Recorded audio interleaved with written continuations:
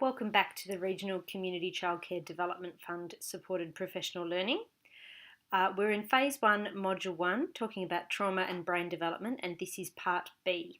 If you haven't watched Part A, maybe go back and start with that. That will help to understand Part B. Well, I certainly hope so.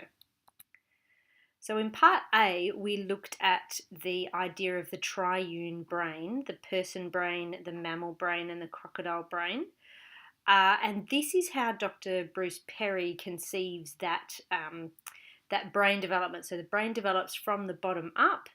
So we develop the more primitive parts of our brain first, and then we develop the more complicated parts of our brain. And he's got an example here of some of the different things that the different parts of the brain are thought to do. So the crocodile bit of the brain is responsible for your heart rate, your fight, flight, or freeze response, movement, and coordination. The mammal brain or the limbic system is responsible for your emotional responses, and the person brain or cortical brain is responsible for those person functions, so empathy, self-control, literacy, future planning. All of those things are thought to reside in the person brain. So if you would like to pause here, there is an opportunity for you to use the handout that goes with this module and write yourself a couple of notes about the different parts of the brain and what they're thought to do. So the information will be from Part A of the recording and also this part of the recording. So if you'd like to stop, you're welcome to do that now. And write onto your page. All right, this is a nice way of thinking about the different parts of the brain and the role of the person brain in self-control. So this graphic, and I've given you the hyperlink of where you can find it there, shows that the person brain is like a police officer saying stop to the more primitive instincts of the crocodile brain. So the crocodile brain is the bit of your brain that wants to fight or flight or fight or flee, and the person brain says no, let's stop and think about a better way to do this. So the person brain is really the part of our brain that allows us to do self-control. The person brain or cortical brain is what allows us to recognize future consequences. So the part of your brain that goes, oh, I'd really like to belt that person, but if I do that, I'm not going to be able to go out to recess on time. That requires a strong person brain or cortical brain.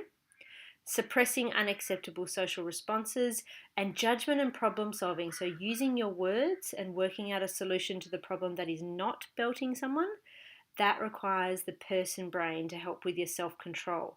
So a lot of the behaviours that we expect from children in group settings like childcare settings and school settings actually rely on being pretty strong in the person brain. So this is an example of the kind of brain that someone will wind up with if they've had a really great developmental experience. If they've had those interactions that I talked about as being so key for brain food for developing children. So the numbers are not terribly important. They just kind of refer to about how much of the brain will be dedicated to those functions. So you can see that someone who's had adults that are interested in them and interact with them ends up with lots of person brain, cortical brain up the top, quite a bit of mammal brain or understanding emotions brain, and enough crocodile brain to get by, because you need crocodile brain to keep your heart thumping and keep you breathing. So this is the kind of brain that a kid's going to develop when they have experiences like they're walking around and they find a cool looking leaf on the ground and they bring it over to an adult and say, look, and the adult responds. The adult says, oh, wow, that's a really interesting leaf. Look at that. It's green on one side and it's brown on the other side. That's really fascinating. How about you go see if you can find another leaf like that? When that kid gets that interaction, gets that response from an adult, get an adult that talks to them, that grows their person brain. The brain's like a muscle, so those interactions help that brain muscle grow strong to get those skills. When adults respond to children's emotional needs, that allows children's mammal brain or limbic system or emotional brain to also grow strong. So a little kid that has experiences like going running along the ground and falling over and crying, and an adult comes over to them and picks them up and gives them a cuddle and says, "Oh, sweetheart, you fell over, it's okay, you got a fright, this happens, you're going to be all right," gives them a cuddle and a pat. That's a powerful and rich growth experience in that interaction for that person's mammal brain or understanding emotions brain. So the interactions, and a kid that has lots and lots of interactions is going to get a really healthy and strong brain with lots of thinking power and lots of understanding emotions power. When a child experiences developmental neglect, when they're not getting those interactions with adults, when adults are not interested in them or not interacting with them as much as we would like them to be, they get less development in those key regions of the brain, in the person brain, the thinking brain, and the understanding emotions brain. So the brain is like a muscle, and the brain that's not getting interactions is not getting the opportunities to grow stronger in those skills. So for this person, they've still got a crocodile brain that's pretty strong, because we need that to be, but they haven't got as powerful a police officer over the top to be able to control the impulses of that crocodile brain.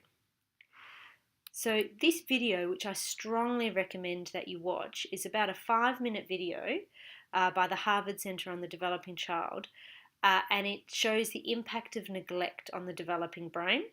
You can find it via this YouTube link that I've got on the screen, but that YouTube link is also in the handout that goes with Phase 1, Module 1. I really recommend that you pause this presentation now and watch that video because it explains really beautifully how neglect can impact the development of the human brain. So press pause now, find that video and have a watch of it, and I will talk to you in just a moment.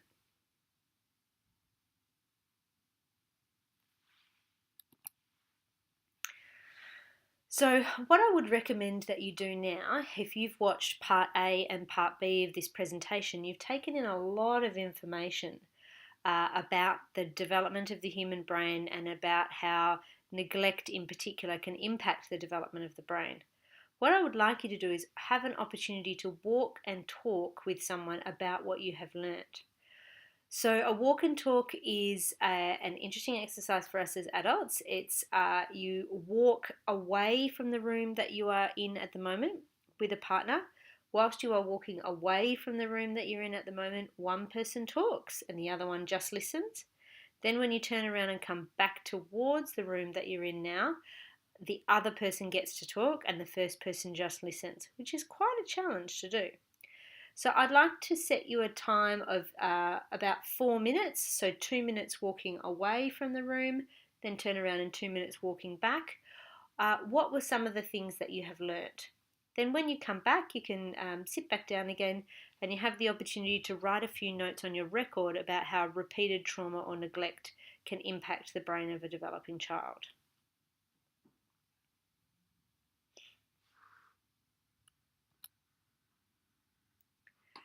So we talked about how neglect can affect the developing brain by not giving it the interactions and the fertilizer that it needs to grow a strong person and emotional brain.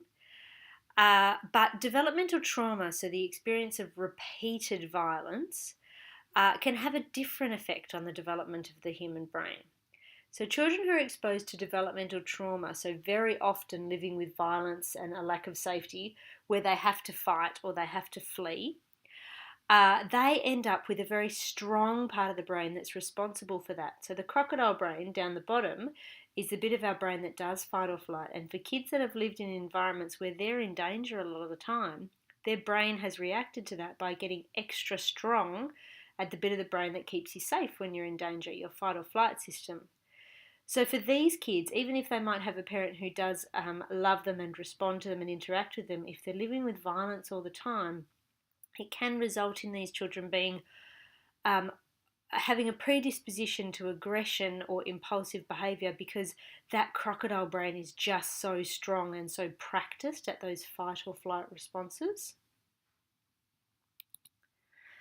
And this slide is a really lovely graphic of what can happen when children experience both, when they get the double whammy of having neglect and not having those interactions with adults that they need to, and trauma, where the interactions that they do have with adults are characterized by not being safe. So when a kid doesn't get the positive interactions with adults and they do live in a fearful environment most of the time, then their brain, which we can't see when we're just interacting with these kids, could be developed quite differently to the brains of the children around them. So this could mean that their behaviour is also quite different from the behaviour of the children around them because of what we can't see. We can see their behaviour, but we might not be able to see the reason why it could be happening, which could potentially be that they've got a super strong crocodile brain and a not as practiced person brain to think through problems and use their words like we ask them to, and a not as practiced emotional brain that allows them to see when their actions are impacting on others. So for these kids to behave in the socially successful way that we would like them to do might actually be quite difficult. So I really like to reflect on this slide because I think Dr. Perry has done a really wonderful job at capturing in picture form the concept that the developmental experiences that we have really affect the brain that we wind up with. And I really wish I knew this information when I had been teaching in a classroom, because I wonder if I might have been able to be a more understanding of where certain actions perhaps were coming from. That it may be that when kids flipped over a desk in frustration, that it wasn't out of any desire to upset me, but perhaps it was because the brain that they were working with was just really strong in the crocodile areas and not as strong in the self-control areas as I would have liked it to have been. So I find this slide very powerful to look at, and I'm very appreciative to Dr. Perry for both making these graphics and also for sharing them on the internet. So now we come to the most important part of the session, which is what can we do to help? That's the reason why you're watching this, I'm sure, because you want to help children be more successful. So the number one thing we can do is interact with children frequently and positively, particularly those children who don't always ask for our love in the most loving of ways. Children who need us the most often use a number of behaviours that push us away and cause us to do things like suspend them or exclude them. But those kids actually need more interactions to grow that developing brain, because brains develop with interactions. So what is our brain food, our brain fertilizer? These kids, all kids, need healthy relationships, positive experiences, and a consistent and secure environment.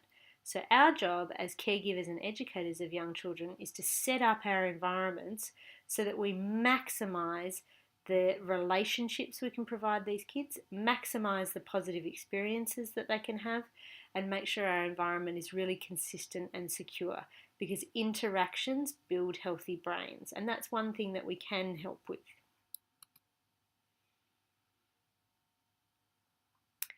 Every adult in your environment, whether they're directly working with children in their job description or not, is a potential positive relationship with a child. So every interaction where a child says hello and gets responded to, every interaction where an adult smiles at a child, every interaction where an adult uses language to respond to a child or to initiate something with a child, that's a source of a positive relationship and a positive experience.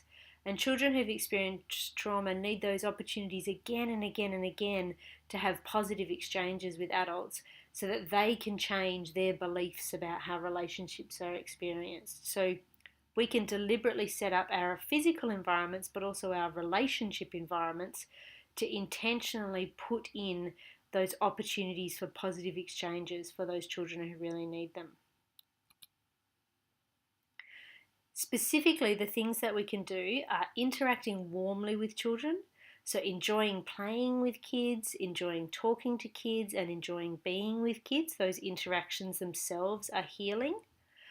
More specifically, we also strongly advocate for teaching kids the skills to be socially successful. So, teaching and practicing skills is what grows those parts of the brain that might be a bit underdeveloped. So, if we want kids to get a stronger emotional brain, we might have to teach them about emotions and what they look like and how people act when they have different emotions. If we want to teach kids the skills to think their way through if we want to grow a child's problem solving brain, their person brain, we need to teach them the skills to solve problems. We need to teach them the skills to be socially successful. We advocate for the use of program wide positive behaviour support, or you can say school wide positive behaviour support.